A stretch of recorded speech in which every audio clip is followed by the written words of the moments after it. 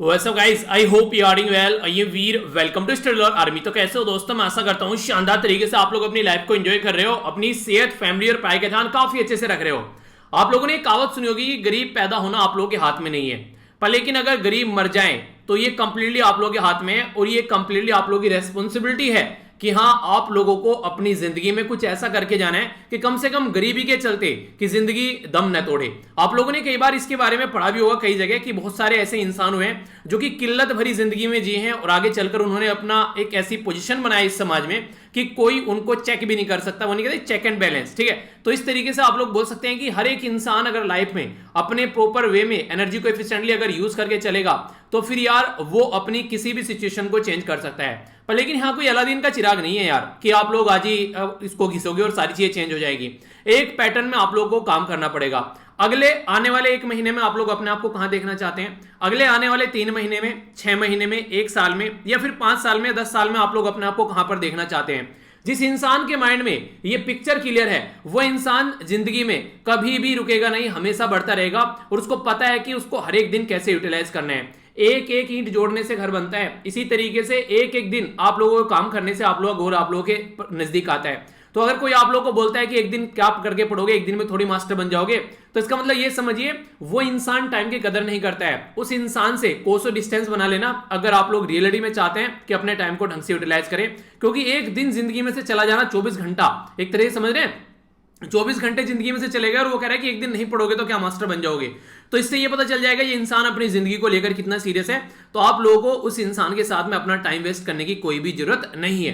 बोला गया punishment is like, बोला गया poverty is like a punishment, ठीक है। यानी कि जो गरीबी है वो एक तरीके से पनिशमेंट है for a crime you didn't commit, यानी कि एक ऐसा क्राइम जो कि आप लोगों ने किया ही नहीं है। तो एक ऐसा क्राइम है अगर आप लोग पोवर्टी में पैदा होते हैं और पोअर ही आप लोग मर जाते हैं। और आप लोगों ने देखा होगा अगर सस्टेनेबल डेवलपमेंट गोल में आप लोग जाएंगे तो सबसे पहला जो नंबर पर रखा गया है वो है गरीबी, क्योंकि गरीबी एक ऐसा अभिशाप है। अगर ये रहती है तो आप लोगों को ना अच्छा खाना मिल पाएगा, ना अच्छी एजुकेशन मिल पाएगी, ना अच्छी हेल्थ मिल पाएगी और इसी के साथ में इवन ढंग का पीने का पानी तक भी नहीं मिल पाएगा अगर कोई झुग्गी झोपड़ी में रहता है। तो ये कहीं ना कहीं आप लोग सारी चीजें रिकॉग्नाइज कर सकते हैं। तो इसीलिए हमेशा लाइफ में आप लोगों को कम से कम ऐसा टारगेट रखना चाहिए। मैं ये नहीं कह रहा हूं कि आप लोगों को अरबपति बनना है, करोड़पति बनना है। हाँ, अगर बन सकते हैं तो बनिए, मतलब ये नहीं कि जिसके पास में पैसा होते हैं वो गलत आदमी है, पर लेकिन हाँ ये है कि अपनी ईमानदारी से कमाए हुए पैसे से बनिए। पर हाँ, कम से कम जिंदगी में यार इतना तो पैसा कमाना ही चाहिए कि आप लोग अपनी हेल्थ, अपने परिवार की हेल्थ, अपने जो परिवार में जो भी मेंबर है उनकी हेल्थ का सबका ध्यान रख सकें। अगर कोई दिक्कत आती है तो कम से कम उनको प्रोटेक्ट कर सकें, अपने आप को प्रोटेक्ट कर सकें। इमरजेंसी अगर कोई बने तो आप लोगों को सोचना ना पड़ेगी कहां से होगा जुगाड़, तो वो वाली तो कम से कम सिचुएशन आप लोगों को करनी चाहिए। तो इतना आप लोगों को मेहनत करनी चाहिए ताकि एक ऐसी पोजीशन में आ जाएं कि अगर आने वाले अगर 1 साल में भी अगर आप लोगों के पास में एक भी पैसा न आए तो भी आप लोगों की जिंदगी आराम से चलती रहे। तो इसको कहते हैं एक तरीके से आप लोग किसी फाइनेंशियली आप लोग इंडिपेंडेंट हो गए। तो कुछ ऐसा करिए लाइफ में और सोचिए, सारी चीजें प्लान से ही स्टार्ट होती हैं। अगर ऐसे ही सोचते रहेंगे, बैठे रहेंगे, कुछ भी नहीं करेंगे तो फिर कुछ नहीं होने वाला है। हर एक इंसान को अगर जिंदगी में कुछ अचीव करना होता है, पहले अपने माइंड में चीजों को सोचता है, फिर पेपर पर उतारता है और फिर उसको गोल को अचीव करता है। तो ये पैटर्न फॉलो करिए, जिंदगी में आप लोग काफी कुछ सीखते हुए नजर आएंगे। शानदार और काफी इंटरेस्टिंग माइंड ब्लोइंग लेक्चर रहने वाला है। पर उससे पहले आप लोगों को बता दूं कि हम लोग इस लेक्चर में क्या क्या डिस्कस करने वाले हैं। ये जो डिस्कशन है ये एक तरीके से क्वेश्चन की फॉर्म में, क्वेश्चन आप लोगों के सामने इनको अटेम्प्ट कीजिए, फिर आप लोगों को आंसर मिलेगा वीडियो के अंदर और काफी डिटेल में कई सारी बातें डिस्कस करेंगे। तो आइए आज की जो फ्लाइट है वो स्टार्ट करते हैं। सबसे पहले बात की जा रही है यहाँ पर पाके टाइगर रिजर्व के बारे में। इसको आप लोग यहाँ पर पखुई टाइगर रिजर्व भी बोले, यानी कि चाहे ये नाम बोले और चाहे ये नाम बोले तो दोनों का मतलब एक ही है, ठीक है। प्रोजेक्ट टाइगर जो यहाँ पर इसमें आप लोगों को देखने को मिला था, तो ये लोकेटेड है कहां पर है? पाके केसांग जो डिस्ट्रिक्ट है, तो ये नॉर्थ ईस्ट का एक राज्य है जहां पर ये बेसिकली लोकेटेड है और अभी रिसेंटली ये न्यूज में भी है। तो क्वेश्चन आप लोगों से बन सकता है, मैं आप लोगों को बोलूं कि सारे टाइगर रिजर्व याद कर लो, नहीं करने, ठीक है। जो न्यूज में है बस उन्हीं के बारे में याद रखिए। और खासकर अगर कोई ऐसा है कि यहाँ पर वनरेबल कंडीशन रहती है ज्यादा ही, जैसे कि नॉर्थ ईस्ट वाला एरिया है, तो उसको तो आप लोग जरूर याद रखिए क्योंकि एग्जामिनर का बड़ा फेवरेट एरिया होता है ये, ओके। आगे बात करें, यहां पर बात की जा रही है बेसिकली ये एक पर्टिकुलर एक कंपनी है जिसके बाद में लिमिटेड लिखा रहता है ना, एक तरीके से कंपनी है, ठीक है। तो यहां पर बात की जा रही है कन्वर्जेंस एनर्जी सर्विस लिमिटेड के बारे में। इसके द्वारा अभी एक एमओयू साइन किया गया है। एमओयू को बोलते हैं मेमोरेंडम ऑफ अंडरस्टैंडिंग, एक तरीका एग्रीमेंट आप लोग बोल सकते हैं। तो इसके चलते जो एडमिनिस्ट्रेशन ऑफ यूनियन टेरिटरी, तो कौन सी ऐसी यूनियन टेरिटरी है जिसके एडमिनिस्ट्रेशन के द्वारा अभी बोला गया कि क्लीन, ग्रीन और कार्बन न्यूट्रल यूटी बनाएंगे, यानी कि इस एरिया में कोई भी आप लोग कार्बन की एक्टिविटी होती नजर नहीं आएगी आने वाले टाइम में। और ये यूनियन टेरिटरी अभी नई नई बनी है, इतना और आप लोगों को बता देता हूं। चलिए अब आप लोग बताइए कौन सी यूनियन टेरिटरी है, ठीक है। तो एक तरीके से उदाहरण के तौर पर आप लोग अगर मैं बोलूं, 3 ऑप्शन चली देता हूं, ठीक है। एक हो गया जम्मू एंड कश्मीर, एक हो गया लद्दाख, और एक जो अभी 2 यूनियन टेरिटरी मिलकर एक नई यूनियन टेरिटरी बनाई गई है, ठीक है। दादर एंड नगर हवेली वाला और दमन एंड दीव, उसको एक यूनियन टेरिटरी बना दिया गया है। तो इन तीनों में से कोई एक क्वेश्चन है, आप कोई एक आंसर है, बताइए आप लोग, चलिए कौन सा है, ठीक है। लार्जेस्ट प्रोड्यूसर हमारी कंट्री में अगर बात करें, ये है groundnut. Groundnut normally आप लोग मूंगफली बोल सकते हैं, मूंगफली को गरीबों का बादाम भी बोला जाता है नॉर्मली। अगर आप लोगों को बादाम नहीं मिल पा रहे हैं तो आप लोग 6 मूंगफली, 7 मूंगफली, 8 मूंगफली खा सकते हैं, एक बादाम का काम कर देती है। सारी चीजें वही इक्विवेलेंट आप लोगों को लगभग देखने को मिलेगी।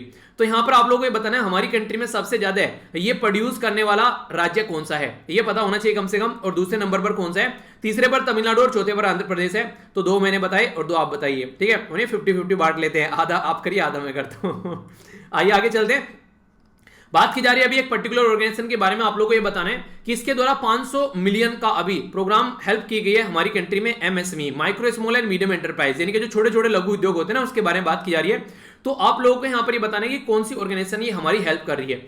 एक पर्टिकुलर बात की जा रही है परफॉर्मेंस के बारे में, जिसको बोलते हैं RAMP, तो इसको बोलते हैं राइजिंग एंड एक्सेलेटिंग। तो इसके बीच में कुछ गायब कर दिया मैंने, ये गायब किया हुआ टर्म क्या है। कई बार आप लोगों को शॉर्ट फॉर्म लिखी हुई दे देते हैं एग्जाम में और आप लोग फिर कंफ्यूज आ जाते हैं। तो कंफ्यूज आना नहीं है, थोड़ा सा चीजों को समझेंगे, सोचेंगे, तो फिर एग्जाम में आप लोग अटेम्प्ट कर पाएंगे।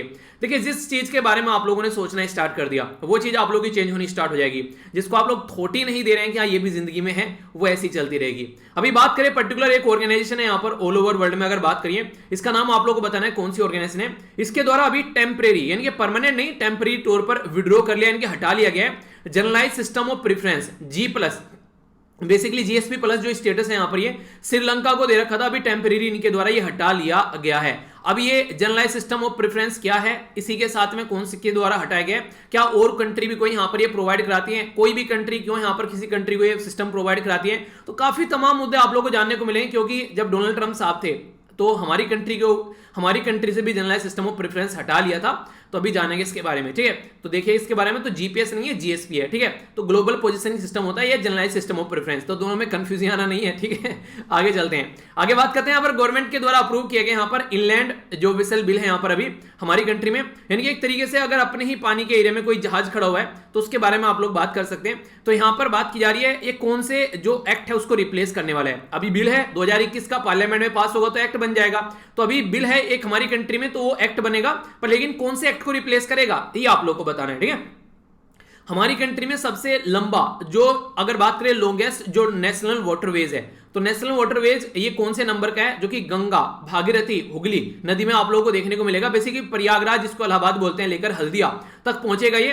तो पहुंचेगा क्या, पहुंच रहा है बेसिकली, ये सबसे लंबा वाटरवेज है। जैसे आप लोग नेशनल हाईवे बोलते हैं ना कि हाँ रोड से जाना है, ऐसे ही पानी से जाना है यहाँ पर। और एक इंटरेस्टिंग बात बता दूं आप लोगों को यार, पानी के थ्रू जो भी सामान एक जगह से दूसरी जगह पर हम लोग ले जाते हैं ना, वो इस धरती पर सबसे सस्ता पड़ता है। यानी कि सारा सामान अगर हम लोग पानी से ढोने लगे आज की डेट में, तो ये समझिएगा कि बहुत सारे प्रोडक्ट के प्राइस डाउन हो जाएंगे। क्यों, क्योंकि सब काफी ज्यादा जो खर्चा आता है वो लाने और ले जाने में जाता है। मान लीजिए एप्पल जो है वो जम्मू एंड कश्मीर से तमिलनाडु लेकर आए, अब सोचिए कितना खर्चा होगा अगर उसको रोड के थ्रू लेकर आएंगे, सोचिए कितना खर्चा होगा उसको हवाई जहाज के थ्रू लेकर आएंगे।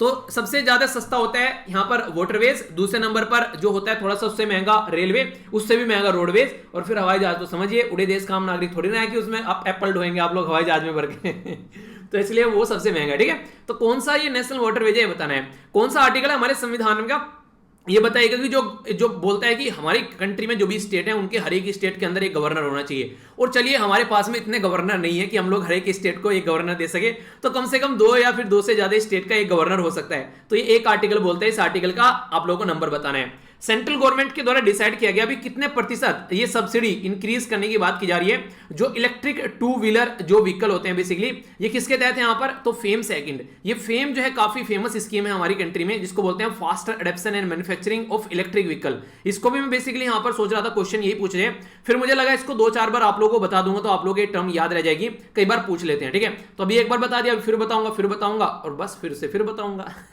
यानी कि एक बार तो अभी आप लोगों को पता चल गया, बोल दिया मैंने, अभी फिर पढ़ाऊंगा, फिर रिवीजन करेंगे, फिर कल को एक बार रिवीजन करेंगे, तो 4 बार तो ही हो गया। और फिर जब मंथली रिवीजन की वीडियो आती है एक बार वहां हो गया, तो 5-6 बार तो यार मैं ही आप लोगों को रिवीजन करा देता हूं। अब एक आध बार खुद भी कर लो, बस काम पूरा हो गया, ठीक है। तो काफी प्यारा, काफी इंटरेस्टिंग, काफी शानदार ये लेक्चर रहने वाला है। तो आइए चीजों को आगे बढ़ाते हैं बिना किसी देरी के। सबसे पहले यहां पर बात करेंगे शॉर्ट न्यूज के बारे में। कोई इंपॉर्टेंट डे नहीं है तो शॉर्ट न्यूज से स्टार्ट करेंगे। और कैसा रहा आप लोग का योगा डे, किस तरीके से सेलिब्रेट किया, किस किस ने योगा किया बताइएगा जरूर। क्या किसी ने, एक बच्चे के द्वारा बोला गया सर योगा के साथ साथ में मैंने पेड़ भी लगाया। तो देखिए अगर कोई भी ऐसी एक्टिविटी आप लोग करते हैं तो @वीर तालियान पर जरूर शेयर कीजिए। ट्विटर पर आप लोग शेयर कर सकते हैं आराम से उसको, इंस्टाग्राम पर भी आप लोग मुझे टैग कर सकते हैं। तो जहां पर भी आप लोगों को लगता है टैग करिए जरूर और इस चीजों को अच्छे से एंजॉय कीजिए, ठीक है। आइए अब चलते हैं आगे, एक एक न्यूज देखेंगे, काफी कुछ आप लोगों को जानने को मिलने वाला है यहाँ पर। सबसे पहले जो इंपॉर्टेंट न्यूज निकल कर आ रही है यहाँ पर बात की जा रही है बेसिकली, ये है कन्वर्जेंस एनर्जी जो सर्विस लिमिटेड है उसके बारे में। इसको शॉर्ट फॉर्म में बोला गया CESL। तो इसके द्वारा अभी एक एग्रीमेंट साइन किया गया है। ये basically administration of union territory है, कौन सी, लद्दाख। अभी आप लोगों को पता है हमारी कंट्री में जम्मू एंड कश्मीर और इसी के साथ में जो लद्दाख है, 2 नई यूनियन टेरिटरी बनाई गई है। तो बोला यह गया कि यहां पर क्लीन, ग्रीन और कार्बन न्यूट्रल यूटी बनाएंगे, यानी कि जो भी कार्बन डाइऑक्साइड यहां पर रिलीज किए देंगे वही कार्बन डाइऑक्साइड यहां पर ये एब्जॉर्ब करेंगे। वो आप लोगों को मार्केट में देखने को नहीं मिलेगी, यानी कि बाहर इन्वायरमेंट में देखने को नहीं मिलेगी, ठीक है। अगर बात की जाए यहां पर तो इसका मतलब यह कि एनर्जी इफिशिएंट प्रोग्राम यहां पर ये चलने वाला है। तो इसके चलते यहां पर कई सारे काम किए जाएंगे। यहां पर सोलर मिनी जो माइक्रो ग्रिड लगाए जाएंगे, क्योंकि सोलर एनर्जी एक ऐसी एनर्जी है जिसमें आप लोग कुछ नहीं करना है, बस एक प्लेट लगा देनी है लाकर, फिर एनर्जी को एंजॉय कीजिए, यानी कि वहां पर कोई फ्यूल आप लोगों को नहीं जलाना है, ठीक है। तो एनर्जी एफिशिएंट लाइट देखने को मिलेगी, स्टोरेज जो कैपेसिटी देखने को मिलेगी, कुकिंग स्टोव हो गया, इलेक्ट्रिक जो मोबिलिटी होगी, अभी हम लोगों ने बात की थी ना जो फेम स्कीम के बारे में, तो उसके बारे में भी समझेंगे। तो ये सारी चीजें यहां पर इंप्लीमेंट होने वाली हैं, तो इससे काफी फायदा होगा। और हमारी कंट्री में जब 2020 में इंडिपेंडेंस डे की जब स्पीच थी हमारी कंट्री के प्राइम मिनिस्टर मोदी साहब की, तो उसमें उनके द्वारा बोला भी गया था कि लद्दाख, लेह और कारगिल वाला जो रीजन है उसको डिक्लेयर किया जाएगा कार्बन न्यूट्रल। तो कंट्री में फर्स्ट ऐसा रीजन होगा जिसको कार्बन न्यूट्रल हम लोग डिक्लेयर करेंगे, यानी कि जितनी कार्बन डाइऑक्साइड यहां पर रिलीज की जाती है उतनी ही एब्जॉर्ब की जाएगी। फायदा क्या है, एक तो हिमालयन रीजन हो जाता है ये, और वहां पर ग्लेशियर अगर पिघलते हैं तो वहां पर काफी लार्ज स्केल पर पानी निकलकर नदियों के थ्रू ये ओशन में जाकर गिर जाता है। तो जरूरी है कि टेम्परेचर को कम किया जाए, तो उसके लिए काफी इंपॉर्टेंट है, क्योंकि कई सारी हमारी जो नदियां हैं आज की डेट में अगर आप लोग देखेंगे, खासकर ये जो एवरग्रीन जिनको आप लोग नदियां बोलते हैं, ये सारी जो नदियां हैं ये ग्लेशियर पिघलने से निकल कर आती हैं। तो अगर यहां पर सही रहेगा तो ये चीजें हम लोग कंट्रोल कर पाएंगे। ऐसा नहीं है कि हमारी कंट्री में कोई न्यूट्रल जो ऐसा नहीं, क्योंकि कार्बन न्यूट्रल अभी एरिया नहीं बने हैं पर छोटे छोटे गांव बने हैं, ठीक है। पर लेकिन अभी बहुत बड़ा एरिया बनने वाला है, ठीक है। तो एक कार्बन न्यूट्रल रीजन बनने वाला है, अब तक गांव बने हैं। गांव कहां पर, जैसे कि केरला हो गया, मणिपुर हो गया, तो इक्का दुक्का गांव है, पर लेकिन पहली बार कोई बड़ा रीजन जो है वो कार्बन न्यूट्रल बनेगा। तो इसके चलते यहां पर ये चीजें जो है वो न्यूज में आ गई हैं। ये जो कंपनी यहां पर काम कर रही है इसके बारे में अगर बात करूं तो ये कंपनी जो है 100% यहां पर हमारी कंट्री में देखने को मिलेगा। ये बेसिकली एक गवर्नमेंट के अंदर आप लोगों को नजर आएगी, एनर्जी एफिशिएंसी सर्विस लिमिटेड के अंदर और मिनिस्ट्री ऑफ पावर के अंदर ही आती है, ठीक है। तो ये है इसके बारे में बेसिक इंफॉर्मेशन। और बात कहां की जा रही है, बात की जा रही है लद्दाख के बारे में, ठीक है। आइए यहां पर थे हम लोग लद्दाख में, अभी आप लोगों को लेकर चलूंगा कहां पर, अरुणाचल प्रदेश में। तो यहां से यहां जंप मारेंगे हम लोग, ठीक है। आराम से जंप मारना, पैरों में चोट मत लगवा लेना, ठीक है। स्कूल में जब खेला करते थे तो हाई जंप था, जो बेसिकली 2 चीजें थी, लॉन्ग जंप और हाई जंप में अच्छा खासा था, मतलब 10-12 तक की बात की जा रही है। तो उस टाइम पर उन्हें स्कूल में वो प्लेट वगैरह और गिलास वगैरह चम्मच वगैरह मिला करती थी, तो कई प्लेट गिलास और चम्मच जीते गए थे उस टाइम पर। अच्छा खासा लगता था उस टाइम पे। अब तो बॉडी में उतनी जो एक तरीके से उन्हें एक्टिविटी वो उतनी नहीं रही जितनी उस टाइम पर थी। उस टाइम पर काफी फुर्तीली थी एक तरीके से बॉडी, अब बैठने का काम ज्यादा हो गया तो इसलिए थोड़ी रिजिडिटी आने लगी है। आइए बात करते हैं यहाँ पर, जो बात की जा रही है यहाँ पर, ये बात की जा रही है पाके टाइगर रिजर्व के बारे में। तो पाके टाइगर रिजर्व कहां पर है, पहले याद रखिएगा, इंपॉर्टेंट क्वेश्चन। ये है अरुणाचल प्रदेश के अंदर। अरुणाचल प्रदेश हमारी कंट्री में नॉर्थ ईस्ट में एक राज्य है, जो कि नागालैंड और आसाम 2 राज्यों को टच करता है। और इंटरनेशनल लेवल पर ये म्यांमार, इधर हो गया तिब्बत यानी कि चाइना, और इधर हो गया भूटान, 3 एरिया को टच करता है। यानी कि इंटरनेशनल बाउंड्री 3 है और अपनी कंट्री के 2 राज्यों को ये टच करता हुआ नजर आता है। तो यहां पर पाके टाइगर जो रिजर्व है, इसके अंदर अभी क्या देखने को मिल रहा है, इसके अंदर यहां पर जो स्ट्राइक की जा रही है बेसिकली जो यहाँ पर वर्कर हैं, ठीक है, तो उसके द्वारा स्ट्राइक की जा रही है लगभग 200 वर्कर के करीब, ठीक है। तो यानी कि वो काम करने के लिए तैयार नहीं है क्योंकि उनको कोई पेमेंट नहीं मिल रही है, उनकी वेज जो है वो अभी रुक गई है दिसंबर 2020 से। तो समझिए हम लोग दिसंबर 2020 से अभी दिसंबर, जनवरी, फरवरी, मार्च, अप्रैल और मई और जून में चल रहे हैं बल्कि, ठीक है। तो यहाँ पर आप लोग समझिए कितने महीनों से उनको सैलरी नहीं मिल रही है, तो इसके चलते काफी दिक्कत आ गई है, तो उनके चलते उनके द्वारा स्ट्राइक की गई है। तो इसकी वजह से ये एरिया न्यूज में आ गया है। तो पाके टाइगर जो रिजर्व है यहाँ पर, जिसको पखोई टाइगर रिजर्व के नाम से भी जानते हैं, ये प्रोजेक्ट टाइगर के तहत भी यहाँ पर रिजर्व आउट था हमारी कंट्री में। प्रोजेक्ट टाइगर याद रखिएगा 1973 में हमारी कंट्री में इंदिरा गांधी जी के टाइम पर ये स्टार्ट किया गया था ताकि टाइगर की जो पॉपुलेशन है उनको प्रोटेक्ट किया जा सके। और यहाँ पर पाके केसांग जो डिस्ट्रिक्ट है अरुणाचल प्रदेश का, वहां पर देखने को मिलेगा। इससे रिलेटेड कुछ रिवर में आप लोगों को बताऊंगा जो कि इंपॉर्टेंट है, आप लोगों से पूछी जा सकती है। ये जो टाइगर रिजर्व है एक साइड में आप लोगों को देखने को मिलेगा पाके रिवर, इसी के नाम पर है दूसरा, ठीक है। और ये बाउंड्री जो की जाती है यहाँ पर इसी के साथ में, ये है यहाँ पर बारेली और इसी के साथ में कमिंग रिवर, यहाँ पर ये आप लोगों को देखने को मिलेगी। और ये क्या है यहाँ पर, जो ईस्टर्न हिमालय के अंदर, यानी कि जो हिमालय वाला पोर्शन अगर आप लोग देखेंगे यहाँ पर, तो हिमालय की जो ईस्टर्न वाली साइड है उसके बारे में बात की जा रही है। तो ये पूरा हिमालयन वाला रीजन अगर आप लोग देखेगा, ठीक है, तो इसमें ईस्टर्न हिमालय यानी कि ये ईस्टर्न हिमालय हो गया। तो इस वाले रीजन की साइड में आप लोगों को ये बायोडाइवर्सिटी यानी कि जैव विविधता हॉट स्पॉट नजर आएगा, जहां पर काफी ज्यादा जो जीव जंतु आप लोगों को देखने को मिलेंगे।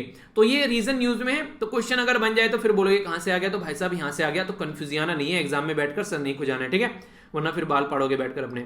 आगे बढ़ते हैं, ये काफी इंपॉर्टेंट और प्यारी न्यूज आप लोग बोल सकते हैं। बात करेंगे यहाँ पर गरीबों का बादाम, यानी कि एक तरीके से मूंगफली मुझे पर्सनली मुझे भी काफी टेस्टी लगती है। और अगर टाइम लगे, देखिए एक साइड अगर आप लोग जैसे मान लीजिए जैसे बाहर रहते हैं तो आप लोग क्या कर सकते हैं, जैसे ब्रेड आप लोग लेकर आते हैं तो ब्रेड पर नॉर्मली आप लोग जैम वगैरह यूज करते हैं, तो आप लोग क्या कर सकते हैं, पीनट बटर भी यूज कर सकते हैं, जो कि हेल्थ के लिए भी काफी अच्छा रहता है, ठीक है। नॉर्मल मूंगफली तो आप लोग खा ही सकते हैं। और ये ऐसी ऐसी चीजें हैं जैसे कि मान लीजिए आप लोगों को भूख लग रही है, ठीक है, तो ये पीनट ये हो गए इस तरीके से, जैसे कि आप लोग काला चना हो गया, ठीक है, वो वाली चीजें, और ये मूंगफली हो गई, ये वाली चीजें। तो ये ऐसी चीजें जिनको आप लोग एंजॉय कर सकते हैं, ठीक है, ना तो कुछ ज्यादा ताम झाम जोड़ रहे हैं, आराम से पेट भर जाएगा और एक अच्छा एक कार्ब्स आप लोगों की बॉडी में जाएगा। आगे बात करते हैं ग्राउंड नट के बारे में यहाँ पर। तो ये अभी हमारी कंट्री में बात की जा रही है कि बूस्ट किया जाएगा ग्राउंड नट का एक्सपोर्ट, जो यहाँ पर ईस्टर्न रीजन है। तो इसके चलते 24 जो मीट्रिक टन है यहाँ पर हमारी कंट्री में ग्राउंड नट, वो एक्सपोर्ट किया जाएगा नेपाल को। यहाँ पर कहां से, वेस्ट बंगाल से, यानी कि वेस्ट बंगाल से नेपाल में काफी कुछ हम लोग बेचने वाले हैं। खासकर अगर बात करें मूंगफली, यानी कि हमारी मूंगफली जो है वो नेपाल खाएगा, ओके, ऐसा आप लोग बोल सकते हैं। थर्ड एडवांस एस्टिमेशन जो लगाया जा रहा है ऑयल सीड प्रोडक्शन का हमारी कंट्री में, ये काफी ज्यादा फायदे पहुंचाएगा एग्रीकल्चर के पॉइंट ऑफ से अगर एक्सपोर्ट होता है तो किसानों को। बोला यह गया कि यहाँ पर 101.19 लाख जो टन है, मतलब मोटा मोटा तौर बोल सकते हैं 101 लाख टन जो है अभी यहाँ पर देखने को मिला, जो पहले टाइम पर यहाँ पर 99 देखने को मिलता था, यानी कि बड़ा यहाँ पर लगभग 2 लाख टन मोटे मोटे तौर पर अगर बोला जाए तो एक अच्छा वो बोल सकते हैं आप लोग शगुन बोल सकते हैं, ठीक है। अगर बात करें हमारी कंट्री में तो गुजरात एक ऐसा राज्य है जहां पर सबसे ज्यादा मूंगफली आप लोगों को देखने को मिलेगी, ठीक है। तो गुजरात हमारी कंट्री का राज्य है जहां पर सबसे ज्यादा मूंगफली देखने को मिलेगी। अगर बात करी जाए गुजरात के बाद में तो आप लोगों को देखने को मिलेगा फिर कौन सा, ये याद रखेगा आप लोगों का राज्य कौन सा है यहाँ पर, उसके हिसाब से आप लोग इसको देख लेना, क्वेश्चन बन सकता है आप लोगों के लिए भी अगर मूंगफली के बारे में आ जाते हैं। गुजरात के बाद में राजस्थान सबसे ज्यादा, तमिलनाडु, फिर आंध्र प्रदेश, कर्नाटक, मध्य प्रदेश, महाराष्ट्र, वेस्ट बंगाल, और ये क्या भाई साहब ये क्या हो गया, राजस्थान तो ऊपर कैसे हो गया, यहाँ पे नहीं होगा, राजस्थान यहीं पे होगा, ठीक है। तो यहाँ पर देखिएगा इसको, तो ये पर्टिकुलर रीजन आप लोगों को यहाँ पर देखने को मिलेगा। तो कहने का मतलब यहाँ पर ये कि सबसे ज्यादा जो आप लोगों को यहाँ पर ये प्रोड्यूस किए जाते हैं, तो ये आप लोग याद रखिएगा। अगर बात करें यहाँ पर ये जो खरीफ और जो रबी है, तो दोनों कैटेगरी में आप लोगों को देखने को मिलेगा, पर मैक्सिमम जो खेती यहाँ पर उगाई जाती है वो 75% के करीब टोटल जो प्रोडक्शन होता है वो खरीफ रीजन में आप लोगों को देखने को मिलेगी, जहां पर खरीफ जो सीजन है उसमें आप लोगों को नजर आएगी। गुजरात और राजस्थान है वो मेजर शेयर आप लोगों को देखने को मिलेगा ग्राउंड नट का, तो लास्ट में राजस्थान नहीं आएगा, यहाँ पर है राजस्थान है, ठीक है। तो अब देखिए यहाँ पर एक छोटी सी ये प्रिंट मिस्टेक भी थी, तो इसके चलते अब राजस्थान नहीं बोलेंगे, कम से कम आप लोग दूसरे नंबर पर और पहले पर गुजरात। तो इसलिए मैं बोलता हूँ जब भी आप लोग मान लीजिए कोई प्रैक्टिस करते हैं ना और वहां पर गलती हो जाती है तो बढ़िया है, बहुत ही बढ़िया है, ठीक है, क्योंकि एग्जाम में आप लोगों की गलती नहीं होगी अब। तो इसलिए कभी भी गलती करने से बचिए मत। पर हाँ एक चीज जरूर याद रखिए, एक बार अगर गलती कर दी तो फिर उसको रिपीट मत कीजिए, क्योंकि अगर फिर से रिपीट कर दी तो फिर वो आप लोगों को ले डूबेगी। तो इसलिए एक बार कर दी कोई बात नहीं, अब आगे नहीं होनी चाहिए, क्योंकि एग्जाम में आप लोगों को एक एक नंबर भारी पड़ सकता है, ठीक है। आगे चलते हैं, बात की जा रही है नेशनल स्कीम सैंक्शनिंग जो कमेटी के बारे में बात की जा रही है, जिसको एनएसएससी बोलते हैं, ठीक है, एनएसएससी। तो यहां पर जो एनएसएससी है, यहां पर इसके चलते जो स्वच्छ भारत मिशन है उसके तहत यहां पर जो ग्रामीण वाला एरिया है उनके द्वारा अप्रूव किया गया यहां पर एनुअल इंप्लीमेंटेशन ऑफ प्लान, ये स्टेट और यूनियन टेरिटरी के लिए, यानी कि हमारी कंट्री में और भी अच्छे लेवल पर स्वच्छ भारत मिशन को यहां पर बेसिकली और सही तरीके से सही लेवल में, खासकर अगर बात की जाए वेस्ट मैनेजमेंट के फील्ड में इंप्लीमेंट करने की कोशिश की जा रही है।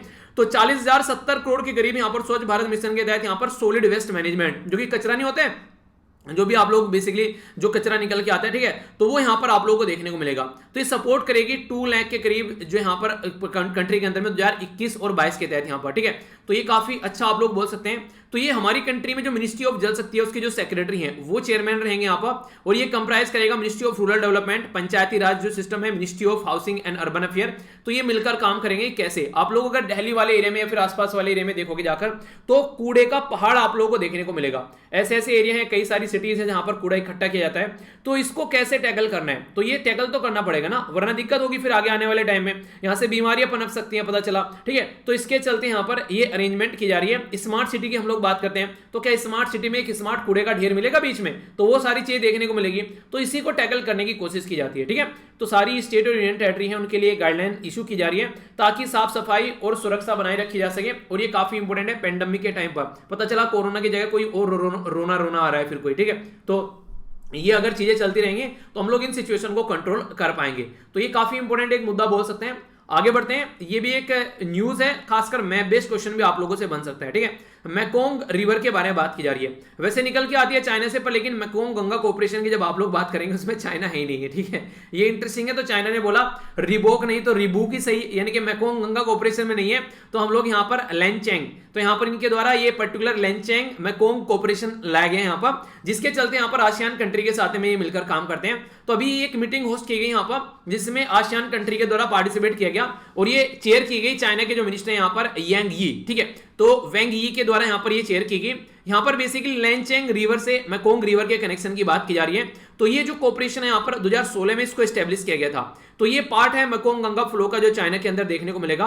और Cambodia, Laos, Myanmar, Vietnam, Thailand, ठीक है। तो ये 5 डाउन जो स्ट्रीम कंट्री है जो कि मैकोंग गंगा रिवर के साथ में कनेक्ट है, ठीक है।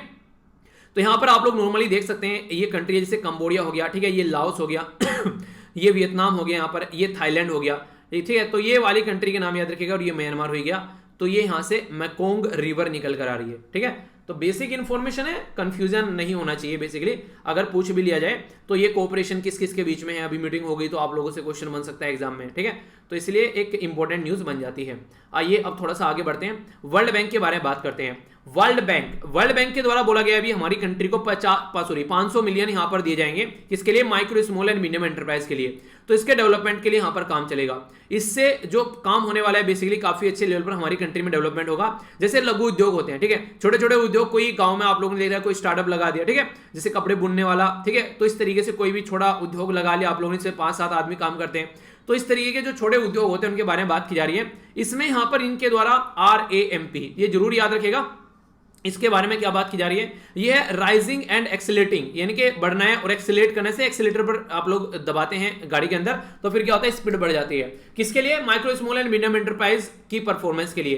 तो रैंप जो है इसमें ये बेसिकली राइजिंग एंड एक्सेलेटिंग, और बाकी का MSME हो गया, ये यहां पर M हो गया इसका, और P का मतलब परफॉर्मेंस हो गया। तो इसी में से निकालकर ये लाया गया है। पहले यहां पर इसको 750 मिलियन यहां पर दिया गया था अप्रूवल 2 जुलाई 2020 में। अभी फिर से यहां पर सपोर्ट प्रोवाइड कराई जा रही है क्योंकि कोविड-19 के लिए जो छोटे छोटे लघु उद्योग होते हैं इसमें काफी ज्यादा जरूरी है इन्वेस्टमेंट करना, क्योंकि काफी सारी जनता यहां पर इन एरिया में काम करती है, ठीक है। और नॉन ऑर्गेनाइज सेक्टर की अगर बात करिए या फिर अनऑर्गेनाइज सेक्टर बोलिए नॉर्मली आप, तो उसके भी चलते यहां पर दिक्कत देखने को मिलती है। तो ये जो प्रोग्राम है यहां पर फाइनेंस अगर मिलता है तो कहीं ना कहीं ये जो छोटे छोटे उद्योग होते हैं वो डूबेंगे नहीं, वो बच जाएंगे। तो इसके चलते अच्छा खासा ये सिस्टम आप लोगों को देखने को मिलेगा। तो लोन जो होता है यहाँ पर ये इसी के लिए अप्रूव किया जाता है। और लोन का जो मैच्योरिटी पीरियड होता है वो आप लोगों को देखने को मिलेगा कि आप लोगों को या तो फिर ये 20 साल में देना है या फिर 25 साल में देना है, तो इस तरीके से नजर आता है। तो प्रोग्राम यहाँ पर बेसिकली परफॉर्मेंस देखेगा 5.5 लाख जो MSMEs हैं, एक्सपेक्ट की जा रही है फाइनेंसिंग मिलेगी उनको 15.5 बिलियन। ये बेसिकली गवर्नमेंट का 3.4 बिलियन एमएसएमई जो एक तरीके से कॉम्पिटेटिव है एमएसएमई के अंदर यहाँ पर, तो कोविड-19 के चलते जो बर्बादी हुई है उसको हम लोग सुधारने की कोशिश करेंगे। यानी कि लगभग 18 से 20 साल तक का यहाँ पर टाइम ड्यूरेशन रहता है ऐसे लोन का, आराम से चुकाते रहो, ऐसे नहीं कि अभी आप लोग को चुकाना है लोन, ठीक है। तो लंबा एक गेम आप लोग इसको बोल सकते हैं, ठीक है। तो ये थी बेसिक शॉर्ट न्यूज जिसके बारे में आप लोग याद रख सकते हैं, इंपॉर्टेंट था, क्वेश्चन बन जाता है कई बार, ठीक है। आइए अब डिटेल में न्यूज देखेंगे, तो थोड़ा सा और अपनी कमर की पेटी जो है कस लीजिएगा, क्योंकि अब थोड़ी सी और डिटेल में न्यूज हम लोग समझने वाले हैं। इनको आप लोग आंसर राइटिंग, एसे राइटिंग, या फिर कहीं ना कहीं आप लोग जहां पर अगर इंटरव्यू के अंदर भी पूछे जाए या फिर ऑब्जेक्टिव टाइप क्वेश्चन आता है तो वहां पर भी यूज कर सकते हैं। जैसे कि बात की जा रही है जीएसपी के बारे में, तो जीएसपी प्लस क्या है यहाँ पर, ये इसके बारे में समझेंगे। इसकी फुल फॉर्म पहले आप लोगों को पता होना चाहिए, कई बार आप लोगों से क्वेश्चन पूछ ले जाते हैं, तो ये छोटी छोटी टर्म भी आप लोगों को ना कई बार एग्जाम में कंफ्यूज याद देती हैं। अगर आप लोग इनके बारे में याद रखेंगे तो आप लोगों को कंफ्यूजन देखने को नहीं मिलेगा, और अगर आप लोग देखेंगे तो थोड़ी सी आप लोगों को फायदा भी रहेगा, ठीक है। तो इसके बारे में पहले समझ लेते हैं। पहले आप लोग यहाँ पर इसी को देखिए, जो जीएसपी है ये है क्या बेसिकली। नॉर्मली आप लोग यहाँ पर इसको दो कैटेगरी में आप लोग नॉर्मली देखते हैं। एक तो स्टैंडर्ड जीएसपी होता है जिसको यहाँ पर बेसिकली स्टैंडर्ड वाली कैटेगरी में रखा गया है, इससे थोड़ा मतलब नॉर्मल कंट्री के लिए जो प्रोवाइड कराया जाता है, ठीक है। जैसे कि इंडिया भी हो गया, बांग्लादेश हो गया, कंबोडिया हो गया, म्यांमार हो गया, ठीक है। तो यहाँ पर अगर बात करें दूसरा होता है जीएसपी प्लस, ठीक है। तो जीएसपी प्लस क्या होता है, ये होता है बिल्कुल जो गरीब कंट्री है, काफी लार्ज उन्हें कहते हैं लोअर मिडिल इनकम कंट्री, काफी ज्यादा वनरेबल कंट्री है, तो वहां पर क्या करते हैं, टैरिफ को बिल्कुल जीरो कर देते हैं। आप लोग समझिए, मान लीजिए जैसे कि अभी बात की जा रही है श्रीलंका की खस्ता हालत है, चाइना के यहाँ पर सब कुछ उधार रखा है श्रीलंका का, तो श्रीलंका का कोई प्रोडक्ट है, मान लीजिए श्रीलंका का वो प्रोडक्ट कोई है, और वो जाकर आज के दिन में यूरोपियन यूनियन के अंदर श्रीलंका बेचता है, तो उसके ऊपर जीरो टैरिफ लगाया जाएगा, यानी कि इनका प्रोडक्ट जो है वहां पर सस्ता देखने को मिलेगा।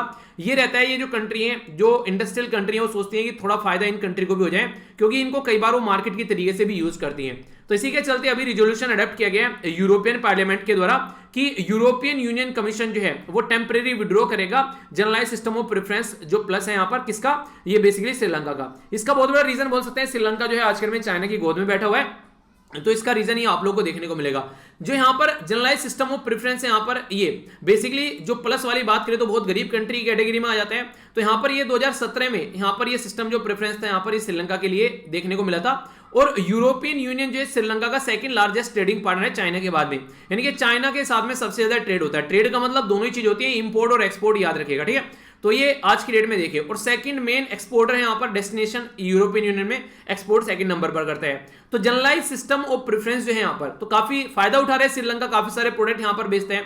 तो अभी यूरोपियन यूनियन के द्वारा इसको रोकने की बात की जा रही है। नॉर्मली डेवलपिंग कंट्री को यहाँ पर ये तो लेस या फिर नो ड्यूटी होती है बेसिकली, अगर वो आपकर अपना सामान यहाँ पर बेचते हैं, तो उसी को यहाँ पर हटाने की बात की जा रही है। तो इससे हेल्प मिल जाती है डेवलपिंग कंट्री को अपना प्रोडक्ट बेचने में, वहां से गरीबी हटाने में, क्योंकि प्रोडक्ट बेचेंगे तो जॉब क्रिएट होगी और सारा प्रोडक्ट उनको बनाना पड़ेगा, तो उनके वहां पर जो एक तरीके से ह्यूमन राइट और वो सारी चीजें भी आप लोगों को अच्छी होती नजर आएगी, लोगों को जॉब मिलेगी। तो ये एक तरीके का यहाँ पर एक बेसिकली जो ये सिस्टम है, ये गरीब कंट्री का तरीका, ये अमीर कंट्री का तरीका है गरीब कंट्री की हेल्प करने के लिए, तो ये यहाँ पर देखने को मिलता है। पर अभी यहाँ पर इसको ये हटाने की बात कर रहे हैं, इसका जो बेनिफिशियरी है यहाँ पर ये, तो इसके चलते यहाँ पर बेसिकली अगर कहीं पर ह्यूमन राइट का हनन होता है, लेबर राइट के बारे में बात करें, इन्वायरमेंटल प्रोटेक्शन और गुड गवर्नेंस, ठीक है। तो अभी यहाँ पर श्रीलंका के अंदर भी तमिलियन कम्युनिटी वाला भी इशू रहा काफी लंबे समय से, तो ये सारी चीजें भी यहाँ पर देखी जाती हैं। अभी जो जनरलाइज सिस्टम ऑफ प्रेफरेंस है वो एक तरीका अम्ब्रेला है, यानी कि ऐसे नहीं कहते कि कई सारी चीजें उसके नीचे देखने को मिलेगी।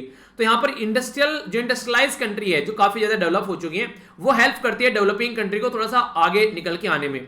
तो आज के दिन में जो ग्रांट जनरलाइज, जो बेसिकली बात करें जनरलाइज सिस्टम ऑफ प्रेफरेंस, ये ऑस्ट्रेलिया देती है, बेलारूस देती है, कनाडा देती है, यूरोपियन यूनियन देती है, आइसलैंड देता है, जापान देता है, यहाँ पर कजाकिस्तान, न्यूजीलैंड, नॉर्वे, रसिया, स्विट्जरलैंड, इसी के साथ में तुर्की, यूनाइटेड स्टेट ऑफ अमेरिका, ये वो कंट्री है जो यहाँ पर ये वाला सिस्टम दूसरों को देते हैं प्रेफरेंस प्रोवाइड कराने के लिए, क्योंकि इनको ये लगता है कि यहाँ पर इनके साथ में अच्छे रिलेशन है उन्हीं के। जैसे मान लीजिए कोई दोस्त है, ठीक है, आप लोगों ने कोई दुकान स्टार्ट करी, तो आप लोग वैसे तो नॉर्मल कोई प्रोडक्ट मान लीजिए आप लोग बेच रहे हैं 50 रुपए का, दोस्त आ गया तो आप लोग बोलेंगे चलो यार प्रॉफिट नहीं लेते हैं, बस तुम जितना लेके आओ उतने का ही तुम आप लोग यहाँ पर पैसा दे दो, तो एक तरीके से हेल्प करने वाली बात होगी। तो यही हेल्प इस तरीके से कुछ कुछ यहाँ पर इनके द्वारा की जाती है। तो ये हो गया पूरा जनरलाइज सिस्टम ऑफ प्रेफरेंस, तो कोई कंफ्यूजन नहीं होना चाहिए। आइए अब आगे चलते हैं नेक्स्ट न्यूज की ओर। नेक्स्ट जो न्यूज यहां पर निकल कर आ रही है ये नेशनल न्यूज है यहां पर, और ये बेसिकली बात करिए से इस तरीके से आप लोगों को नाव देखने को मिलेगी। तो ये समझिए बस नाव के बारे में ही बात की जा रही है, ठीक है। तो इनलैंड विसल बिल बेसिकली यहां पर जो एक तरीके से आप लोग बोल सकते हैं कि एक जो अंतरदेशीय जो पोत होता है जहां पर चीजें खड़ी रहती हैं, एक तरीके से जहाज वगैरह खड़ा है, ठीक है, तो उसको इनलैंड यानी कि अपने एरिया के अंदर, ठीक है। तो इसके लिए हमारी कंट्री में एक एक्ट था जो कि अंग्रेजों के जमाने का जेलर था, अब इसको चेंज कर हम आजादी का जेलर बना रहे हैं, यानी कि 2021 में आप लोगों को यहां पर चीज देखने को मिलेगी। तो ये जो बिल है ये रेगुलेट करेगा सेफ्टी, सिक्योरिटी और जो यहां पर रजिस्ट्रेशन है यहां पर इनलैंड विसल का, कि कैसे कैसे उनको रजिस्टर करना है, ठीक है। इसी के साथ में यहां पर बेसिकली जो एंटायर कंट्री के अंदर यहां पर एक तरीके से यूनिफाइड इसको किया जाएगा। ऐसा नहीं कि 28 स्टेट अपना अलग अलग लेकर चल रहे हैं और सेंटर अलग लेकर चल रहे हैं, तो उसको यूनिफाइड किया जाएगा। सेंट्रल डेटा बेस तैयार किया जाएगा, इसके चलते डिटेल में रहेगा, विसल के बारे में रजिस्ट्रेशन सारी डिटेल रहेंगी। और नॉन मैकेनिकल जो प्रोपेल विसल है यहां पर, उनके लिए यहां पर बेसिकली डिस्ट्रिक्ट, तालुका और पंचायत विलेज पर इनके छोटे लेवल का काम है वो नीचे लेवल पर एक्सपोर्ट कर दिया गया है। वो नहीं कहते अगर आप लोग कोई बड़ा बिजनेस करना चाहते हैं तो आप लोगों को ये सोचना पड़ेगा कि आप लोग अपने आप तो वो सारे काम थोड़ी ना करेंगे, छोटे छोटे काम आप लोग एक्सपोर्ट कर दीजिए ताकि कोई और कर आप लोग दे सके, जिससे कि आप लोग का मेन काम पर फोकस कर सके। तो यहां पर बेसिकली अभी तो कई सारे स्टेप इनके द्वारा उठाए जा रहे हैं इसके थ्रू। एक तो इनलैंड जो वाटर है, यानी कि एक तरीके से जो पानी है यहां पर हमारे जो एरिया के आसपास में, उसमें इंक्लूड किया गया टाइडल वाटर को भी, यानी कि जो ज्वार भाटा आता है उसको भी यहां पर इंक्लूड किया गया। पोल्यूशन को कंट्रोल करने के लिए यहां पर ये बेसिकली कुछ स्टेप उठाएंगे। डायरेक्ट किया जाएगा सेंट्रल गवर्नमेंट के द्वारा, ऑल केमिकल जो सब्सटेंस इनके द्वारा रिलीज किए जाते हैं ताकि उसको रोका जा सके। तो ये कई सारे ये स्टेप उठाने वाले हैं। कहने का मतलब बेसिकली सीधा सीधा ये है कि एक प्रोडक्टिव इन्वायरमेंट देश के अंदर बनाया जाएगा ताकि कोई भी ऐसी दिक्कत देखने को न मिले। तो उसके चलते यहां पर ये काम कर रहे हैं। इसमें इंडिया जो है लगभग 14,500 के करीब हमारी कंट्री में नेविगेशनल वाटर है। नेविगेशनल वाटर का मतलब क्या है, अगर नॉर्मल तरीके से आप लोग इसको समझना चाहते हैं तो मैं आप लोगों को यहां पर उदाहरण देता हूं, ठीक है। एक सेकंड, पिक्चर देखो ये वाली पिक्चर देखिए। मान लीजिए गंगा रिवर में कोई यहां पर चीजें चल रही हैं, ठीक है। अगर मान लीजिए इलाहाबाद से कोई चीजें चली तो उसको लेकर हम लोग यहां पर चल दिए, इस तरीके से यहां पर चले, ये यहां पर पहुंचे, ये यहां पर, ये यहां पर, ठीक है। तो यहां तक हम लोग पहुंच गए, तो पानी के थ्रू हम लोग सारा सामान यहां पर पहुंचा दिया, और बहुत ज्यादा पॉपुलेशन भी यहां पर रहती है, तो उसके चलते हम लोग चीजों को एक जगह से दूसरी जगह पर पहुंचा सकते हैं। तो इसके चलते यहां पर ये जो इस तरीके से जो रास्ता है ये लगभग 14,500 किलोमीटर हमारी कंट्री में नेविगेशन यानी चलने लायक रास्ता है। कहीं पर रिवर ऐसा है कि रिवर ऐसे आकर गिर गई पहाड़ से, तो वहां पर थोड़े ना नाव आकर ऐसे गिरेगी और फिर तैरना स्टार्ट हो जाएगी, तो पलट जाएगा सब कुछ। तो जो नॉर्मल नेविगेशन लायक चीजें हैं उनके बारे में बात की जा रही है। तो रिवर, कैनाल या फिर जो भी यहाँ पर बैक वाटर है, यहाँ पर जो सिस्टम है उसके तहत यहां पर काम किया जा रहा है। नेशनल वाटरवेज जो एक्ट है हमारी कंट्री में ये 2016 में लाया गया था, और इसके द्वारा बोले गए 111 वाटरवेज हैं। 111 रुपए का कन्यादान नहीं कहते जैसे, 111 वाटरवेज है हमारी कंट्री में जिनको नेशनल वाटरवेज बोलते हैं। सबसे बड़ा लॉन्गेस्ट अगर पूछे कौन सा है तो ये 1620 किलोमीटर लंबा है हमारी कंट्री का, जो कि गंगा, भागीरथी और हुगली वाला देखने को मिलेगा, जो कि इलाहाबाद प्रयागराज से निकलकर हल्दिया तक आप लोग वेस्ट बंगाल में जाता हुआ नजर आएगा। तो ये सबसे लंबे वाला हमारी कंट्री में नेशनल वाटरवेज है। इनलैंड जो वाटरवेज अथॉरिटी है यहाँ पर वो इंप्लीमेंट की जाती है यहाँ पर बेसिकली जल मार्ग विकास प्रोजेक्ट थ्रू इसके द्वारा इंप्लीमेंट किए जाते हैं ताकि जो चीजें हैं वो नेविगेशनल बनाई जा सके, और इस तरीके से इसको हेल्प भी किया जाता है वर्ल्ड बैंक के द्वारा ताकि ऐसी चीजें चलती रहें। देखिए होगा क्या, आखिर ये वर्ल्ड बैंक वगैरह ये सारी चीजें हेल्प क्यों करते हैं? एक तो प्रोजेक्ट इंप्लीमेंट किया जाएगा आराम से, और इससे ऑल ओवर वर्ल्ड को फायदा होगा। अगर नेविगेशन हम लोग इस तरीके से कर रहे हैं तो आने वाले टाइम में पोल्यूशन भी आप लोगों को कम होता हुआ नजर आएगा, ठीक है। तो इसके चलते काफी लार्ज स्केल पर हम लोग सामान को एक जगह से दूसरी जगह पर ले जाएंगे तो सस्ता रहेगा, तो जनता को भी फायदा रहेगा, जनता त्राहिमाम यहां पर नहीं करेगी। तो इस तरीके से आप लोग जनता को भी काफी फायदा देखने को मिलेगा, ठीक है। तो हमारी कंट्री में और भी कई सारे प्रोजेक्ट है, जैसे सागरमाला प्रोजेक्ट के बारे में आप लोगों ने सुना होगा। तो उसके चलते हम लोग पोर्ट वगैरह डेवलप कर रहे हैं, चीजों को और अच्छे लेवल पर काम कर रहे हैं। और बाकी इसके बारे में याद रखिएगा, ये इंपॉर्टेंट है। अगर आप लोगों से पूछा जाए इनलैंड वाटरवेज अथॉरिटी के बारे में तो 1986 में यहां पर ये बॉडी बनाई गई थी, ठीक है। ये 1986 में बॉडी बनाई गई थी। ये जो बॉडी बनाई गई थी हमारी कंट्री में, ये इनलैंड जो वाटरवेज अथॉरिटी है, ये मिनिस्ट्री ऑफ शिपिंग के अंडर में आप लोगों को देखने को मिलेगी, और इसका हेडक्वार्टर जो है वो उत्तर प्रदेश नोएडा के अंदर है, ठीक है। तो ये है आप लोगों के सामने। अच्छा चलिए एक इंटरेस्टिंग क्वेश्चन पूछता हूं, देखता हूं आप में से कितने सही आंसर दे पाएंगे।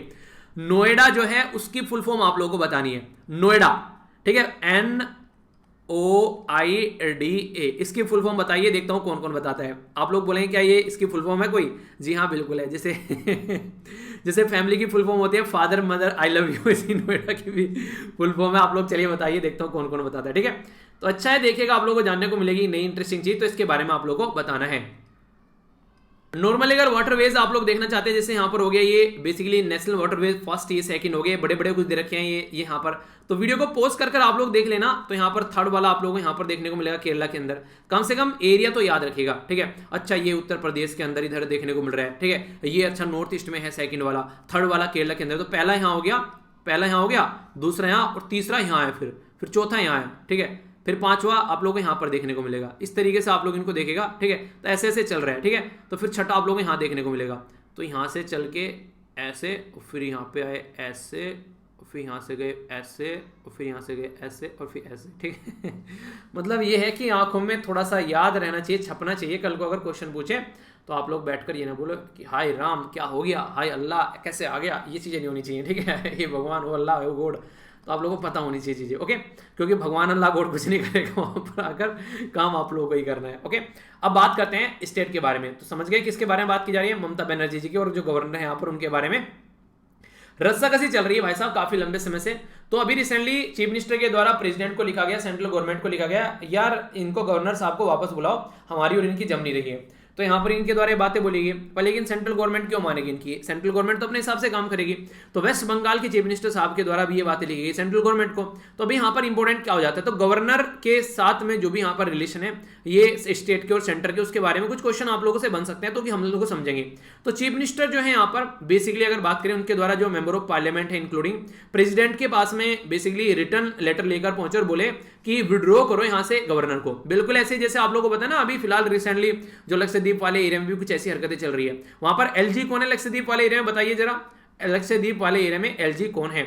अगर आर्टिकल के बारे में बात करें तो 153 आर्टिकल ये बोलता है कि हमारी कंट्री में जो राज्य है उसका कोई ना कोई गवर्नर होना चाहिए, या फिर दो से ज्यादा 3, 4, 5 राज्यों का भी एक गवर्नर हो सकता है। तो ये संविधान में मेंशन है।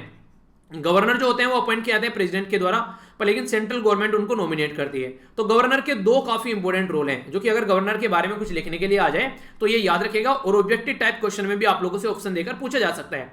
यहां पर बोला जा रहा है दो कौन से मेन रोल होते हैं। एक तो यहां पर कॉन्स्टिट्यूशनल हेड होता है राज्य का, यानी कि जिस तरीके से सेंट्रल गवर्नमेंट सारे काम जो है प्रेसिडेंट के नाम पर करती है। जैसे इंदिरा गांधी जी ने बोला था ना 1975 में कि प्रेसिडेंट प्रोक्लेम्ड इमरजेंसी, यानी कि प्रेसिडेंट नहा रहे हैं, प्रेसिडेंट सो रहे हैं, उनको पता भी नहीं है और इमरजेंसी लग गई, तो प्रेसिडेंट के नाम पर इमरजेंसी लग गई।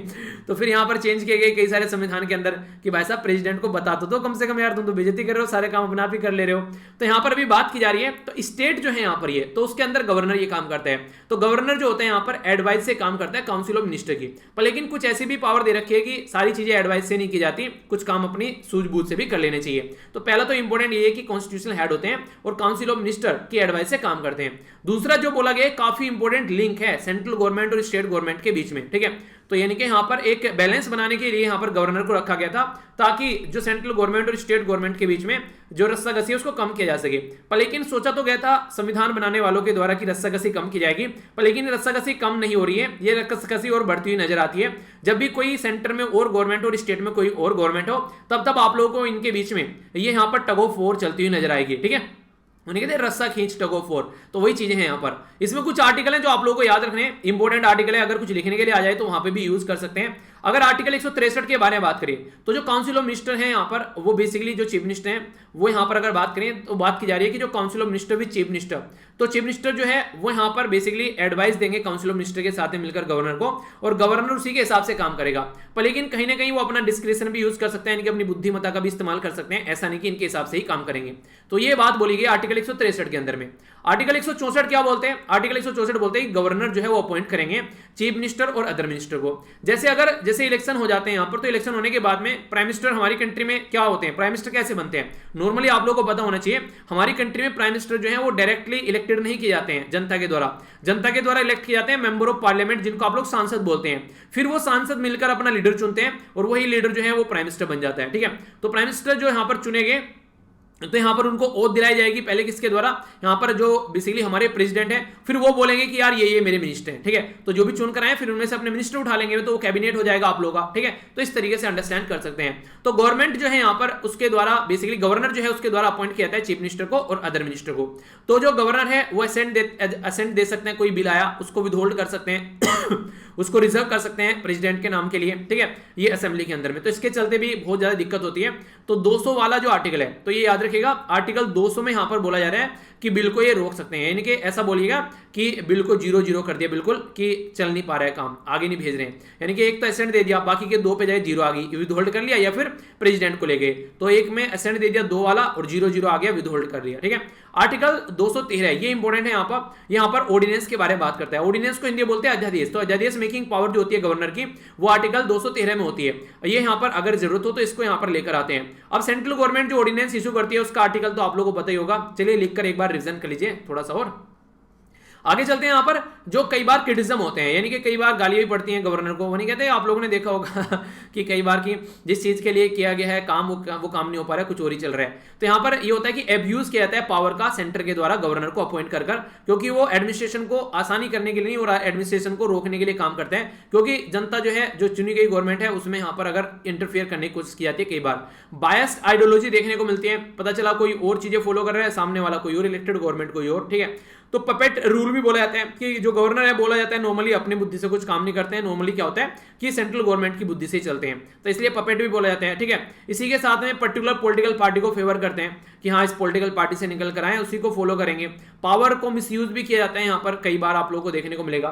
तो ये कई सारी कंडीशन है जो को गवर्नर को लेकर कई बार बोली जाती है, तो अगर आप लोग थोड़ा सा याद रखिएगा तो फिर दिक्कत नहीं होने की, एग्जाम में आप लोग लिख भी सकते हैं, कुछ लिखने के लिए आता है। ठीक है, आगे चलते हैं। ये चलिए अब आप लोगों को फेमस करता हूं। फेमस किसके थ्रू करेंगे? फेम स्कीम के थ्रू करेंगे। ठीक है तो फेम स्कीम सेकंड यहां पर अभी आप लोगों को देखने को मिल रही है, यानी कि पहले लॉन्च की जा चुकी है, अभी सेकंड वर्जन है। तो याद रखिएगा faster adaptation and manufacturing of electric vehicle, यानी कि फास्टर एडेप्ट, यानी कि जल्दी जल्दी एडेप्ट करो, ये जो मैन्युफैक्चर करो इनको, जो इलेक्ट्रिक व्हीकल है, यानी कहते हैं ताबड़तोड़ इलेक्ट्रिक व्हीकल बनाओ और बेचो उनको, ताकि कंट्री के अंदर चीजों को सही किया जा सके।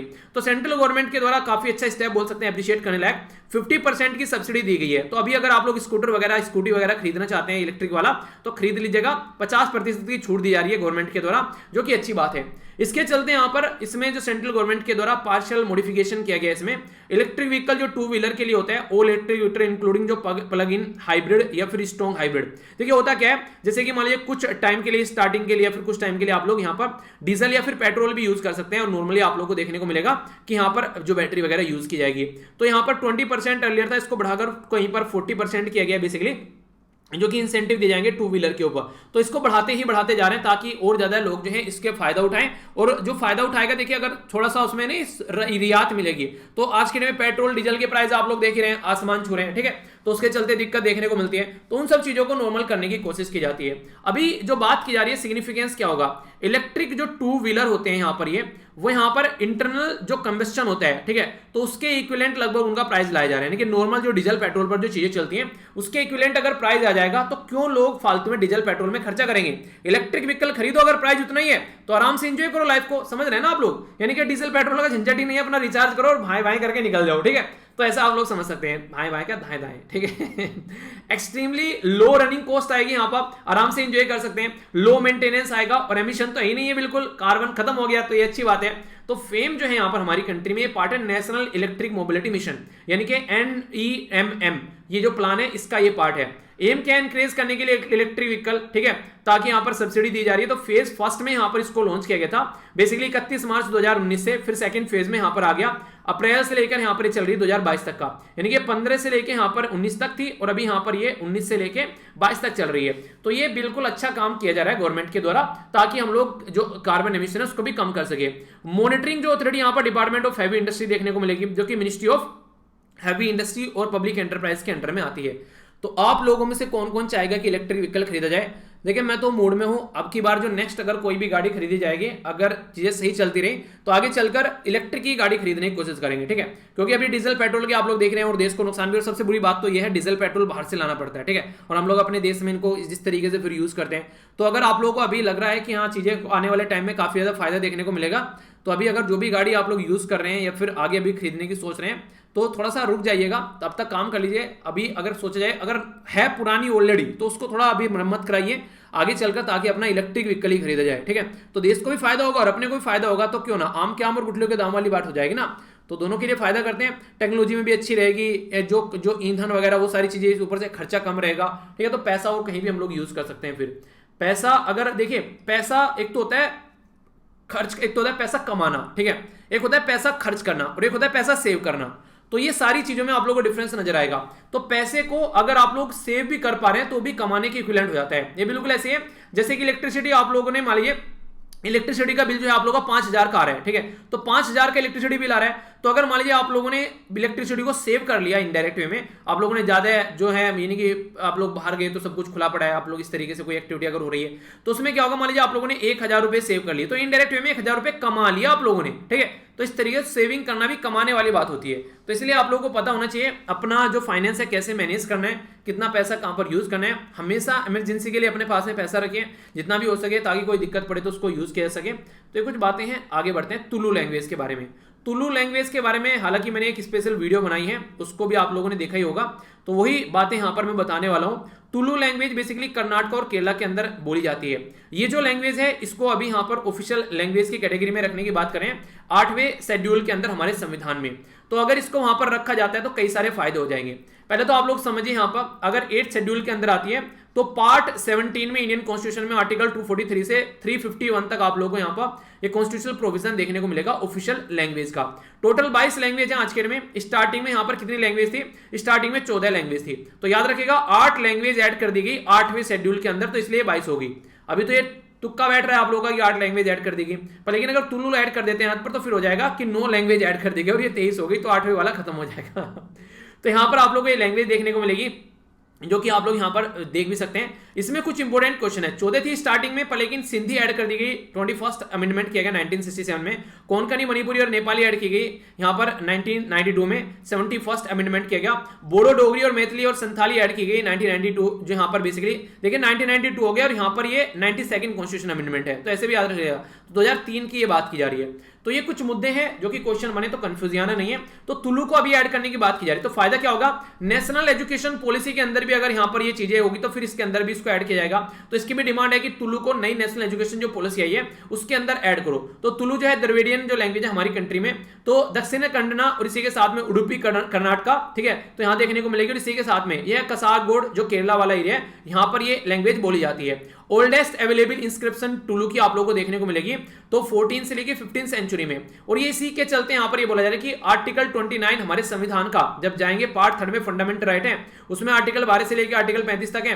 तो आर्टिकल 12 से लेकर आर्टिकल 35 तक जो आर्टिकल है उसकी आर्टिकल 29 जो होगा वो बात करता है कि आप लोग प्रोटेक्ट कर सकते हैं अपना इंटरेस्ट ऑफ जो माइनॉरिटी का, यानी कि जो माइनॉरिटी की चीजें आप लोग प्रोटेक्ट कर सकते हैं। तो उसमें तुलु लैंग्वेज को आप लोग प्रोटेक्ट कर सकते हैं क्योंकि कंजर्व कर सकते हैं उनके राइट को, अगर बोली जा रही है वहां पर पुरानी लैंग्वेज है। तो ये सारी बातें हैं। अगर इसको 8वें शेड्यूल के अंदर रिकॉग्नाइज कर लेते हैं तो फायदा क्या होगा कि क्यों इतना ज्यादा प्रोटेस्ट इसके द्वारा किया जा रहा है इस चीज को करने के लिए। साहित्य अकादमी अवार्ड के लिए यहां पर इसको रिकॉग्नाइज किया जाएगा। साहित्य अकादमी जो है वो इसको यहां पर आप लोग इंडियन नेशनल जो अकेडमी ऑफ लेटर्स भी नॉर्मली बोलते हैं, तो यहां पर प्रमोट किया जाएगा। डिफरेंट लैंग्वेज में भी यहां पर सपोर्ट किया जाएगा फिर चीजों को। तुलु लैंग्वेज का लिटरेरी वर्क है, दूसरी लैंग्वेज में इसको ट्रांसलेट किया जाएगा। मेंबर ऑफ पार्लियामेंट या मेंबर ऑफ लेजिस्लेटिव असेंबली जो है तुलु लैंग्वेज जो है पार्लियामेंट और स्टेट असेंबली के अंदर बोल पाएंगे अगर कोई वहां से चुनकर अगर आता है तो, ठीक है। इसी के साथ में तुलु लैंग्वेज को कॉम्पिटिटिव लैंग्वेज जैसे कि कॉम्पिटिटिव एग्जाम जैसे कि सिविल सर्विसेज के अंदर इसको भी यहां पर इंक्लूड किया जाएगा पेपर के अंदर। स्पेशल फंड मिलेगी सेंट्रल गवर्नमेंट से, ठीक है। टीचिंग के लिए तुलु लैंग्वेज को यहां पर हाई स्कूल प्राइमरी के लेवल पर भी इसको अलाउ किया जाएगा। तो ये सारे फायदे देखने को मिलते हैं, यानी कि ऐसा नहीं है कि वैसे ही हवाबाजी में चल रही है, तो कई सारे फायदे देखने को मिल जाते हैं अगर इस तरीके से आप लोग चीजों को इंक्लूड करके चलते हैं। तो ये कई सारे फायदे उठाने की कोशिश की जा रही है जिसके चलते ये यहां पर इतना सपोर्ट कर रहे हैं तुलु लैंग्वेज को। तो ये था टोटल डिस्कशन। 1 मिनट के अंदर जल्दी से देख लेते हैं क्या क्या हम लोगों ने डिस्कस किया, इसके बाद में क्विज फिर हम लोग डिस्कस करने वाले हैं। तो सबसे पहले हम लोगों ने शॉर्ट न्यूज देखी यहाँ पर। सबसे पहले हम लोगों ने यहाँ पर पाके टाइगर जो रिजर्व है अरुणाचल प्रदेश के अंदर देखा, एग्जैक्ट लोकेशन भी उसकी समझी। इसी के साथ में हमारी कंट्री में यूनियन टेरिटरी जो कि है यहाँ पर लद्दाख, उसके अंदर क्या डेवलपमेंट करने की बात की जा रही है वो हम लोगों ने समझा, उसको क्लीन एनर्जी देने की कोशिश की जा रही है, ठीक है। इसी के साथ में हमारी कंट्री में बेसिकली जो कोशिश की जा रही है स्वच्छ भारत मिशन के तहत कुछ काम क्रिएट करने की। नेक्स्ट यहाँ पर बात की जा रही है मूंगफली खाओ और सेहत बनाओ वाली बात की जा रही है। हम लोगों ने चाइना को देखा बेसिकली उन्हीं के रिबोक नहीं तो रिबोक ही सही, तो वो वाली बात याद रख लीजिएगा। वर्ल्ड बैंक हेल्प कर रहा है micro small and medium enterprise के चलते, तो इसमें हम लोगों ने कई सारी बातें समझी। इनलैंड वाटरवेज अथॉरिटी के बारे में, तो जीएसपी क्या होता है, जीएसपी या फिर जीएसपी प्लस जो है उसको याद रखिएगा। ये यहाँ पर बेसिकली लो और जो लोअर मिडिल इनकम कंट्रीज के लिए पार्शियली या फुल्ली रिमूवल किया जाता है, ठीक है। नॉर्मली इसमें ये आप लोगों को देखने को मिलेगा, ठीक है। और यहाँ पर जो काफी वनरेबल कैटेगरी की होती है उनको इंक्लूड किया जाता है, तो ये कोई कंफ्यूजन आप लोगों को नहीं होना चाहिए। इसी के साथ में हम लोगों ने जो यहाँ पर बात की जो विसल के बारे में, तो 1917 का जो एक्ट है उसको चेंज किया जा रहा है अभी कुछ डेवलपमेंट लाए जा रहे हैं देश के अंदर। इनलैंड वाटरवेज के बारे में बात की, गवर्नर से रिलेटेड कुछ बातें थी यहाँ पर, इनके बारे में याद रखिएगा, डायरेक्ट क्वेश्चन आप लोगों से एग्जाम में बन सकता है। इकोनॉमी के बारे में बात करें तो फेम स्कीम के बारे में हम लोगों ने बात की, तो इसके बारे में आप लोगों को पता होना चाहिए, डायरेक्ट क्वेश्चन आप लोगों से पूछा जा सकता है। तुलु लैंग्वेज और कल्चर के बारे में हम लोगों ने बात की, इसी के साथ में जो इंपॉर्टेंट क्वेश्चन यहाँ से आप लोगों का बन सकता है, ठीक है। तो ये कई सारी इंपॉर्टेंट चीजें थी जो हम लोगों ने डिस्कस की। तो कैसा लगा लेक्चर जरूर बताइएगा, पर उससे पहले क्विज अटेम्प्ट जरूर करके जाइएगा, ठीक है। सबसे पहले आप लोगों को बताना है यहाँ पर पाके टाइगर रिजर्व कहाँ पर है ये, ठीक है। इसी के साथ में कौन सी यूनियन टेरिटरी है जहां पर बेसिकली जो कार्बन न्यूट्रल करने की कोशिश की जा रही है। लार्जेस्ट प्रोड्यूसर हमारी कंट्री में कौन है ग्राउंड नट का, इनके मूंगफली का, ये बताना है। इसी के साथ में किसके द्वारा micro small and medium enterprise की हेल्प की जा रही है, RAMP की फुल फॉर्म आप लोगों को बतानी है। ये यहाँ पर किसके द्वारा बोला गया, श्रीलंका का GSP प्लस जो हक है वो छीना जाएगा, कौन से जो एक्ट को रिप्लेस करके जो यहाँ पर इनलैंड वेसल बिल 2021 लाया जा रहा है, कौन सा वाटरवेज है यहाँ पर ये जो कि सबसे बड़ा है, कौन सा आर्टिकल है गवर्नर के बारे में बात करता है कि हर गवर्नर होना चाहिए, ठीक है। हर घर जल की तरह हर राज्य के अंदर गवर्नर, ठीक है। सेंट्रल गवर्नमेंट के द्वारा यहाँ पर सब्सिडी कितनी % कर दी गई इलेक्ट्रिक व्हीकल को लेकर, इसके चलते बात ये याद रखिएगा आप लोग, ठीक है। अब यहाँ पर रिवीजन कर लेते हैं थोड़ा सा, ठीक है। तो यहाँ पर रिवीजन है 21 तारीख का, ठीक है। तो इसको देख लेते हैं क्या क्या बातें की जा रही है। इंटरनेशनल योगा डे की थीम बताइए पहले तो आप लोग। इसी के साथ में बात की जा रही है जो बेसिकली इंडिया के द्वारा अभी इंडिया इलेक्ट हुआ है ECOSOC 2022 और 24 के लिए, तो इसकी फुल फॉर्म बताइए, ठीक है। इसी के साथ में एक अपर वोल्टा नाम की एक कंट्री है, उसको आज के डेट में किस नाम से पुकारा जाता है। इसी के साथ में अरावली जो रेंज है यहाँ पर ये, इसके अंदर कौन सा माउंटेन है और कौन सा हाईएस्ट पीक है, तो माउंटेन और हाईएस्ट पीक बताइए। NARLC ये आप लोग जरूर बताइए कि यहाँ पर इसको बेड बैंक का नाम भी दिया जाता है, ठीक है। जो बात करें ग्रीन जो रूम एयर कंडीशनर के बारे में बात की थी, तो लॉन्च किया गया डिपार्टमेंट ऑफ कॉमर्स के साथ में, किसके साथ में मिलकर, UN की कौन सी एजेंसी है, ठीक है। 9 न्यूक्लियर आर्म पावर कंट्री कौन सी है, रसिया, UK, USA, इनके बारे में बताया था, इंडिया, चाइना, पाकिस्तान। बाकी की 3 आप लोगों को बतानी है, ठीक है। 6 मैंने आप लोगों को यहाँ पर 6 बता दी, टोटल 9 है, तो 3 आप लोग बताइए। 5 लार्जेस्ट सप्लायर कौन है और 5 इंपोर्टर कौन है, ये आप लोग को बताना है, इंपोर्टेंट क्वेश्चन है। कैबिनेट के द्वारा कौन से राज्य की अप्रूव किया गया 50 साल से पुराना अगर पेड़ पौधे हैं तो उनको प्रिजर्व किया जाएगा, उनको बर्बाद होने से बचाया जाएगा, ठीक है। तो ये आप लोग को बताना है। बात करें इंटरनेशनल योगा डे के बारे में, तो थीम आप लोग याद रखिएगा, योगा फॉर वेलबींग, ठीक है। इसी के साथ में यहाँ पर यूनाइटेड नेशन जो इकोनॉमिक एंड सोशल काउंसिल के बारे में बात की, इसका मेंबर बन रहे हैं। अपर वोल्टा को यहाँ पर बुर्किना फासो के नाम से भी जानते हैं, ठीक है।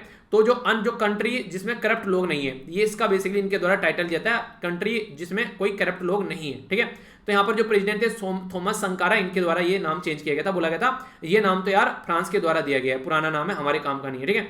अरावली रेंज जो है वो कौन से राज्य से होकर गुजरती है, ये चलिए आप लोग बताइए। बाकी का गुरु शिखर यहाँ पर आप लोगों को देखने को मिलेगा, हाईएस्ट पीक जो कि यहाँ पर अरबुदा माउंटेन के अंदर है।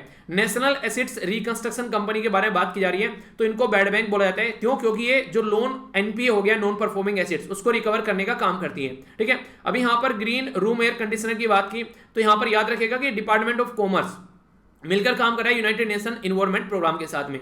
नेक्स्ट बात करें 9 न्यूक्लियर पावर कंट्री यहाँ पर, तो US, रसिया, UK, France, China, India, Pakistan, Israel, north Korea आप लोगों को देखने को मिलेगा। 5 लार्जेस्ट सप्लायर कौन है यहाँ पर, US, रसिया, फ्रांस, जर्मनी और चाइना देखने को मिलेगा। 5 लार्जेस्ट आर्म इंपोर्टर कौन है, Saudi Arabia, India, Egypt, Australia और चाइना देखने को मिलेगा। और महाराष्ट्र यहाँ पर बोल रहा है कि 50 साल से ऊपर का अगर पेड़ हो गया तो उसको हेल्प करो मेंटेन रहने में, ठीक है। और बाकी पेड़ लगाते रहिए, क्योंकि मौसम भी चल रहा है पेड़ लगाने का, तो पेड़ आप लोगों को लगाने चाहिए। तो लेक्चर कैसा रहा, फीडबैक देकर जरूर जाइएगा, फीडबैक काफी इंपॉर्टेंट होता है। अगर आप लोगों को लगता है कि आप लोगों को इस लेक्चर से फायदा हुआ या फिर नुकसान हो गया, टाइम वेस्ट कर दिया फालतू में, तो बिल्कुल 10 में से 0 मार्क्स देना, ठीक है। और बाकी अगर जितना भी आप लोग अच्छा लगता है उसी हिसाब से आप लोग फीडबैक दीजिए। और अगर लगता है कि लेक्चर फायदा पहुंचा रहा है तो जो आप लोगों ने पढ़ा है वो दूसरों को जरूर पढ़ाइए, इससे आप लोगों का रिवीजन भी हो जाएगा। और अगर इतना टाइम नहीं है तो फिर लेक्चर को आप लोग शेयर कर सकते हैं, ताकि ज्यादा अच्छी चीजें जो हैं वो दूसरों तक पहुंचाई जाए। उन्हें कहते हैं कि अच्छी चीजें बांटने से अच्छी रहती हैं, और ये प्यार जो है बांटने से बढ़ता है, ठीक है।